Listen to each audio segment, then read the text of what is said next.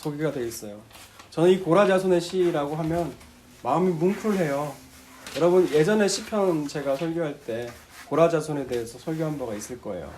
고라는 어떤 인물이었어요? 모세 너만 하나님 말씀 듣냐? 음성 듣냐? 하면서 대적했던 사람이 고라였거든요.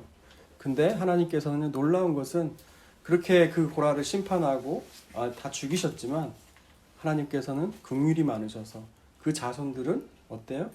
찬양을 맡는 이 사람들로 문지기들로 세워지는 당했다는 거예요. 중요한 건요. 우리가 주님 앞에 어떤 존재를 쓰는가예요.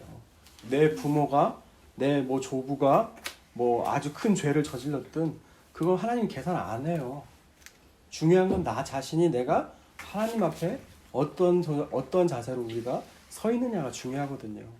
우리 집은 이제 할아버지 할머니 때부터 믿기 시작해서 이제 주일까지 가면 이제 3대예요. 근데 그 대수 자랑할 것도 못 돼요. 그 대수가 오래된다고 신앙 좋은 거 아니고요. 정말 자신에게 하나님이 은혜로 주어진 그 믿음을 잘 지키는 저와 여러분 됐으면 좋겠습니다. 이 고라자손이 쓴 시인데요. 이 제목을 읽어보면 인도자를 따라 알라못에 맞춘 노래다라고 나와 있어요. 알라못이 뭔가요? 사실 중요한 건 아니거든요. 뭔가요? 연못인가요? 연못의 이름일까요? 뭐 종류야? 네.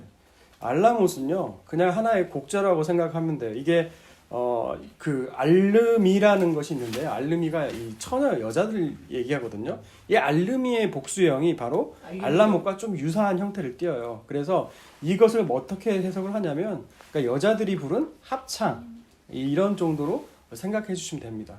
그러니까 표제에 나와 있는 거 저자가 좀 중요하고요. 그 다음에 곡단들이 이렇게 나오거든요. 우리도 휘몰이, 자진몰이, 판소리감 그런 거 있잖아요. 예, 그런 것도 있다는 거예요. 그냥 그 정도만 참고하시면 됩니다. 46편 오늘 본문 말씀 1절부터 말씀을 보겠는데요. 먼저 9절을 먼저 생각을 해볼게요. 이 시편 46편은요, 총 3절로 된 가사라고 여러분 생각하시면 돼요. 1절은 1절에서 3절까지고요. 그리고 2절은 4절에서 7절까지. 그리고 나머지 8절에서 11절까지가요. 3절이에요. 그런데 키워드가 있어요. 이 시편 46편의 키워드. 여러분 읽어보셨잖아요? 그럼 어떤 단어가 제일 많이 반복되던가요? 피난처. 네, 피난처예요. 그래서 오늘 설교 제목은 피난처예요. 피난처.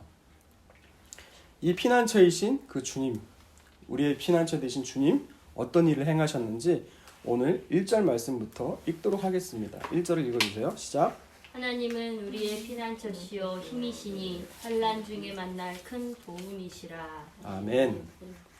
이 1절은요. 이 시편의 46편의 요약이자 결론이에요.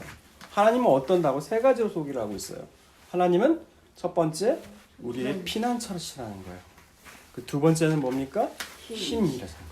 세 번째는 도움이시라는 거예요. 이 세 가지의 키워드를 가지고요. 1절에서 3절까지는 그 피난처 되시는 그 주님에 대해서 나오고요. 4절부터 7절까지는 그 힘에 대해서 나오고요. 그리고 8절에서 11절까지는 큰 도움이신 환난의 도움이신 그 주님에 대해서 얘기를 하고 있어요. 근데 쉽게 한마디로 더 얘기하자면 다 마찬가지인 뜻이긴 한데요. 피난처라는 거예요. 피난처. 중심 키워드는요. 자, 2절을 읽고 왜 시편의 저자 고라자손이 왜 하나님은 우리의 피난처시요 힘이요 환난 중에 만날 큰 도움이시라라고 얘기를 했는지 그 상황을 대해서 얘기를 해보자는 거예요. 자, 2절을 읽어볼게요. 2절과 3절을 읽어주세요. 시작. 그러므로 땅이 변하든지 산이 흔들려 바닷 가운데 빠지든지 바닷물이 솟아나고 뛰노들든지 그것이 넘침으로 산이 흔들릴지라도 우리는 두려워하지 아니하리로다. 아멘. 1절을 읽어보면 시편의 그 저자가 뭐라고 그래요? 하나님은 우리의 피난처시요 힘이요 도움이라는 거예요. 여러분 이 이야기를 왜 고백할까요? 왜 이야기를 왜 쓸까요? 내가 지금 어려운 상황에 처해져 있다는 거예요. 그 처해진 상황에서 자신이 경험한 그 하나님을 얘기하고 있거든요. 그것이 첫 번째 2절과 3절이에요. 땅이 변한대요. 땅이 변한다는 게 뭔 말일까요? 여러분 듣고 있어요? 땅이 변한다는 게 무슨 얘기일까요? 네? 그러니까 땅이었다가 네. 황무지가 돼요. 아 그래요? 또 새로운 해석이 나왔어요? 네. 네, 지진이에요, 지진. 네. 뒷부분을 읽으면 좀 해석이 되거든요. 땅이 변하든지 산이 흔들려서 바닷 가운데로 빠지든지. 이 당시 가지고 있던 이 고대 사람들의 그 지구관이요. 이 바다가 있으면 이 바다 밑에 기둥이 있었다고 생각을 했대요. 그리고 그건 모르죠. 그건 아빠도 뭐 그렇게 생각을 했대요. 그 당시에 그 작품들을 읽어보면 그런 생각들이 드러나는 거예요. 그래서 바다 밑에 이 산기둥이 흔들리면 온 표지가 땅이 흔들린다고 생각을 한 거예요.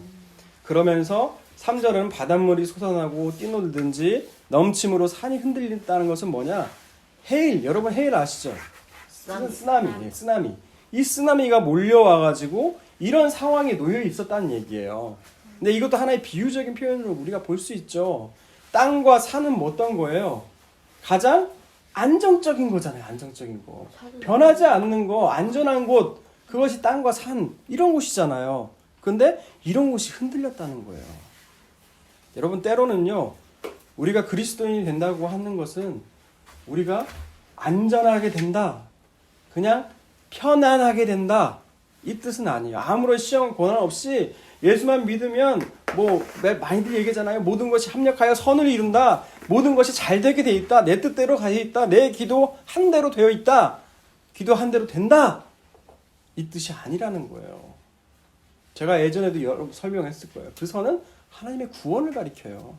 우리를 이 땅에서 이 죄로부터 구원하시기 위해서 모든 사건들이 다 연결돼서 결국 하나님이 구원을 이루신다는 얘기가 모든 것이 합력하여 선을 이룬다는 거거든요. 그러니까 그 과정 중에 우리가 이런 정말 내가 이것만 흔들지만 않았으면 좋겠다 하는 것들이 있잖아요. 주로 뭡니까? 물질 아닌가요? 돈 아니에요? 하나님이 때로는요, 우리 재정을 흔들어 놓으세요. 물론 우리가 그걸 절제하지 못하고 씀으로 말미암아서 이런 일도 생기지만 뜻하지 않게 갑자기 그 건강검진을 받았더니 암이래요. 3개월밖에 못 산대요. 제 얘기가 아니고. 이런 상황이 누구에게나 닥칠 수가 있다는 거예요. 영화 같은 이야기가.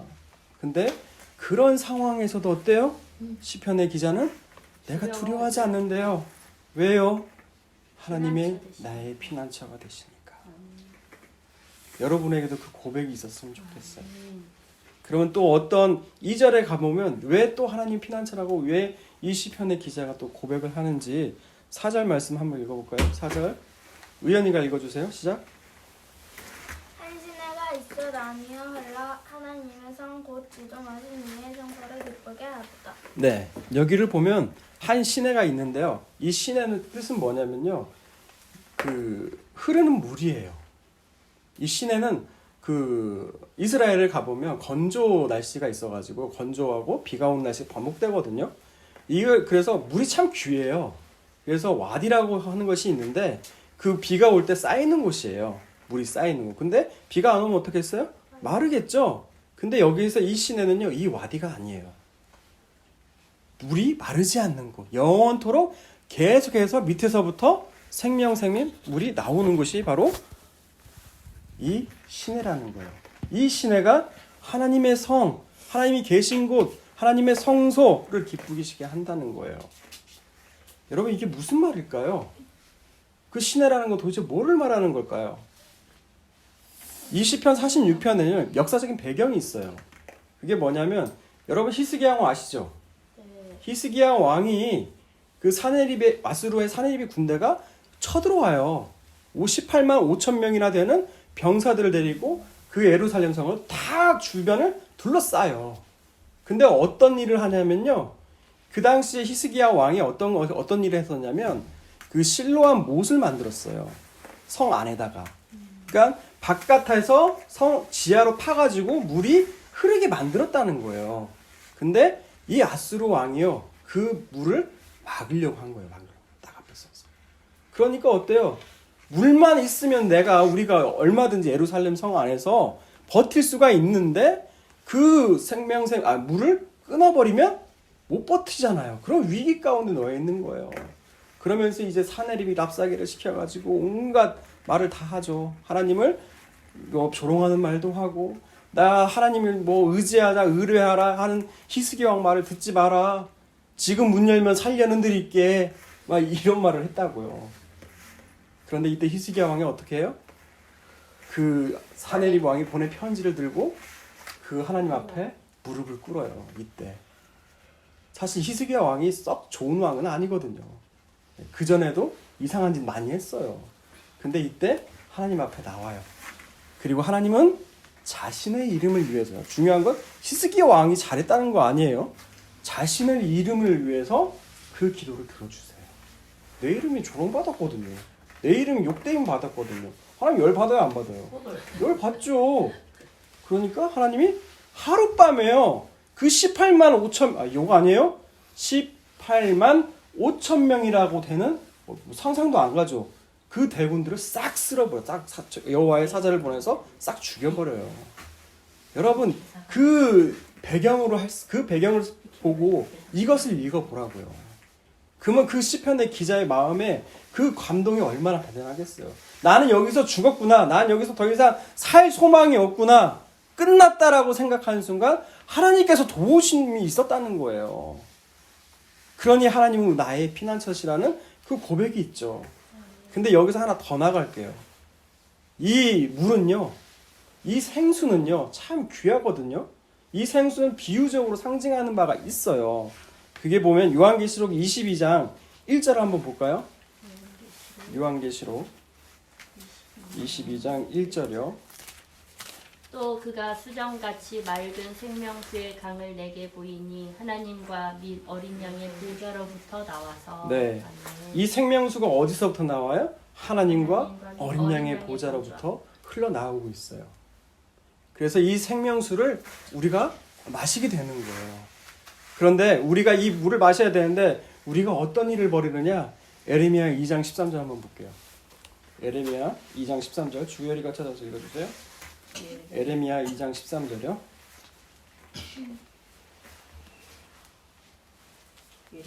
에레미야 2장 13절. 이사야 다음에 있어요. 이사야 다음에 있어요? 네.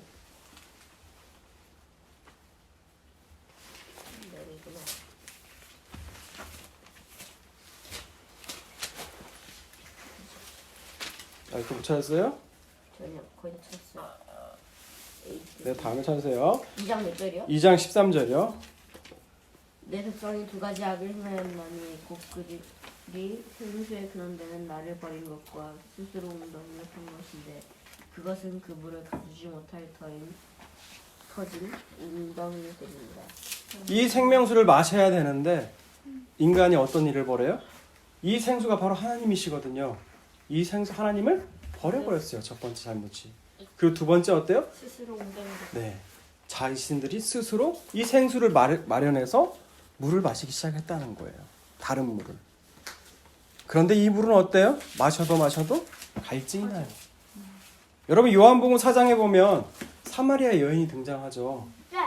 한 낮에 우물에 물을 길러와요. 사람들의 시선을 피하기 위해서 그 땡땡 치는 그 땡볕 아래서 이 사마리아 여인이 와요. 그리고 예수님은 이 여자를 만나기 위해서 그 사마리아를 지나가세요. 그리고 이 여자와 이 예수님이 만나서 대화를 하기 시작하죠. 그러면서 물을 떠줘요. 물을 떠달라고 해서. 근데 이 여자는 속으로 생각하기를 아니 나는 사마리아 사람인데 나하고 얘기를 하네? 뭐 이런 생각을 하고 있었다는 얘기예요. 그런데 이제 물을 딱 떠주니까 예수님 뭐라고 말씀하세요? 이 물을 마시는 자마다 다시 목마를 거니와 내가 주는 물을 마시는 자는 어때요? 영원히 목마르지 아니하리라. 아멘. 예수님께서 나오는 그 물을 마시는 자마다 다시는 목마르지 않는다는 거예요. 우리의 만족은요, 진정한 만족은 우리 주님께만 있다는 거예요. 근데 사람들은 어때요? 그것에 만족을 못하니까요, 다른 것을 찾아요. 돈과 또 여자들과 다른 것으로 우리 것을 안에를 하나님의 것으로 채워야 되는데 다른 세상의 것들로 우리 마음을 채우려고 할 뿐이라는 거예요. 이 사마리아 여자도요, 남편이요 5명이나 있었어요. 이 남자 만나면 내가 좀 나아지겠지. 이렇게 해서 만난 것이 5명이었고요. 또 남편이 있었거든요. 그래서 예수님 물어보시잖아요. 내 남편이 어디 있느냐? 그 여자가 뭐라고 그래요? 저는 남편이 없다고 그래요. 이게 무슨 말이에요? 이 남편도 역시 내게 만족을 주지 못한다는 거예요. 누구만이 만족을 주세요? 예수님만이 우리에게 만족하면 돼요. 여러분 그것이요. 성경의 모든 구절 말씀들이요. 여러분 경험하게 해주세요. 하나님의 선택된 백성이라면 이 말씀 구절들이 어떤 의미인지 주관적으로 경험하게 해주세요. 그것이 바로 하나님께서 때로는 자기 부인의 길로 인도하세요. 자신이 얼마나 형편없는 존재인지를 알게 해주신다는 거예요. 그리고 나만 바라보라는 거예요. 내 안에만 거라는 거예요. 그러면 어때요? 이제 내 안에 있는 주님이 드러나게 되는 거예요. 우리의 질그릇 같은 내가 깨지고 내 안에 계신 주님 보배가 드러난다는 거예요. 그래서 그때 변화가 시작된다는 거예요. 내가 노력해서 한다는 게 아니에요. 이거 성경에 있는 모든 말씀들을요. 똑같아요. 바리새인들이 한 짓을요. 오늘 이 시대도 똑같이 하고 있다고요. 11조, 주일성수 이거 다 똑같이 하면요. 율법이 돼버려요. 그럼 구원 받아요? 못 받아요? 못 받아요. 여러분 그럼 되겠어요? 은혜로 주어지는 그 믿음으로 구원을 얻는 거거든요. 그러면 어떻게 해야 돼요? 없어요. 가만히 계세요. 하나님이 여러분에게 시작하실 거라고요. 여러분이 나서서 뭔가를 하려고 하지 말라고요. 아내가 예전에 그 얘기를 하더라고요. 설교 듣다가. 답답하대요. 그래서 어떻게 하라고. 예전에 차에 가면서 대화를 했어요. 가만히 있으라고. 가만히 있으세요. 그러면 하나님이 하나님됨을 여러분들에게 보여주실 거예요. 자, 그 다음에 우리 5절 말씀 읽을게요. 5절 시작. 하나님이 그 성 중에 계심에 성이 흔들리지 아니할 것이라. 새벽에 하나님이 도우실까. 아멘. 예, 하나님이 그 성에 계셔서요. 하나님 때문에 이 성이 흔들리지 않아요. 그리고 뒷부분 유명한 구절 나오죠. 네, 새벽 기도 꼭 하라고 많은 목사님들이 강조하는 말. 언제 도우신다고 하나님이? 새벽에. 네. 그럼 우리 새벽 기도 맨날 해야겠네요. 그렇죠? 네. 권사님 고개를 끄덕이셨어요. 네, 그런 말씀 아니에요. 여러분 새벽이라는 건요. 어떤 시간이에요? 빛과 어둠이 공존해 있는 시간이 바로 이 새벽이에요. 짙은 어둠이 이제 물러나고 빛이 찾아오는 시간이 어때요? 바로 그 새벽이란 타임이에요. 그래서 영어로 하면요. 새벽을 뭐라고 하는 줄 아세요? morning dawn이라고 그래요. morning dawn. 발음 좋죠? dawn. morning이라는 것은 햇볕 찬란한 아침이에요. dawn이라는 건 뭐예요? 짙은 어둠이 깔린 상태가 dawn이에요. dawn. 이게 공존하는 시간이 바로 이 새벽이라는 거예요. 이게 한 단계 나가서 이게 어떤 의미일까요? 우리가 어둠의 자녀였다가 빛의 자녀로 불러주신 바로 그 구원사를 얘기를 하고 있는 거예요. 하나님께서 우리를 그렇게 이끌어 가신다는 거예요. 그래서 새벽에 하나님이 도우신다는 거예요. 하나님은 새벽에만 도와요? 오전에는 안 돕고 오후에는 안 돕고 저녁에 잠잘 때는 안 도우세요? 안 그래요. 그러니 이 우리 어둠에 있었던 우리들을 그 빛으로 끌어내시는 그 하나님을 우리가 찬양을 해야 된다는 거죠. 6절을 읽어주실래요? 시작. 문 나라가 떠들며 왕국이 흔들렸더니 그가 소리를 내심에 땅이 녹았도다. 문 나라가 떠든대요. 아까 말씀드렸죠. 이게 히스기야 왕 때 사느리 왕이 쳐들었을 때 생각을 해보라는 거예요. 문 나라가 떠들어요. 근데 왜 떠드냐? 이 떠들다는 걸요. 새 번역에서는 어떻게 번역했냐면 으르렁거린다고 했어요. 여러분 동물들이 언제 으르렁거리는 줄 알아요? 먹이를 앞에. 먹이. 네, 엄마는 이제 주로 먹는 거에 집착을 많이 하세요. 으르렁거릴 때는 언제냐면요. 자기에게 위협이 다가올 때 동물들이 털을 세우고 으르렁거려요. 그런데요, 사실 이 개라든지 고양이를 보면 으르렁거릴 때 보면요, 고양이가 치약질이라고 하던데요. 아무튼 그거 할 때 보면은 얘네들이 사실 뭐냐면 겁이 나서 한다는 거예요. 겁나서. 문 나라들이요. 이 이스라엘을 쳐들어와가지고 삼키려고 왔지만 누가 계세요? 하나님이 계세요. 하나님이 계시기 때문에 이들이 어떻게 해요? 으르렁대요. 으르렁. 겁이 났다는 얘기예요. 쫄았다는 얘기예요. 그리고 하나님이 한번 소리를 똥 치니까 어때요? 땅이 녹았대요. 여러분 땅이 녹았다는 게 뭐예요? 땅이 아이스크림이에요? 땅이 녹게요? 그 땅이 황폐화되고 시키된다는 거예요. 하나님께서. 여기 유명한 우리가 있다가 뭐 하여튼 끝나고 찬송가 부를 건데 피난처가 있으니 있잖아요. 피난처 있으니 주가 한번 바라시면 어때요? 온 그 땅이 다 멸절된다는 거예요. 여러분 이게 우리 하나님이세요. 너무 익사이팅하지 않아요? 잠이 오세요? 저는 이 46편 이번 주에 놀러 가면서도 어떤 말씀으로 준비해야 되나 싶었는데 이 46편이 막 탁 들어오더라고요. 근데 너무 신났어요. 네. 그 하나님 바로 내 하나님 되시는구나.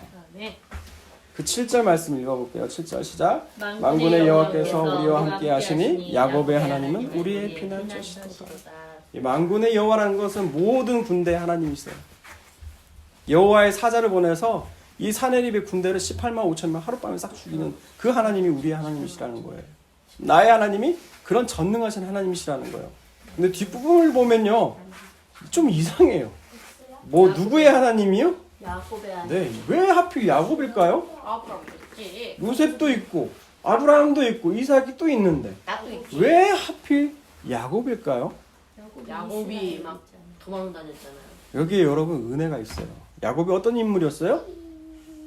야곱을 보면 우리랑 많이 닮았어요. 예, 지 야망을 가지고 원대한 야망, 욕심을 가지고 자기의 욕구대로 채우려고 하는 그 남자. 이게 야곱이거든요. 이 지렁이 같은 인생이 바로 이 야곱이에요. 근데 이 야곱이 어때요? 하나님을 만나게 돼요. 베델에서. 그리고 약국강가에서 자기의 환도뼈가 부러지는 일을 당해요. 그리고 그때서야 하나님이 내게 큰 복이심을 알게 된 존재가 어때요? 이 야곱이거든요.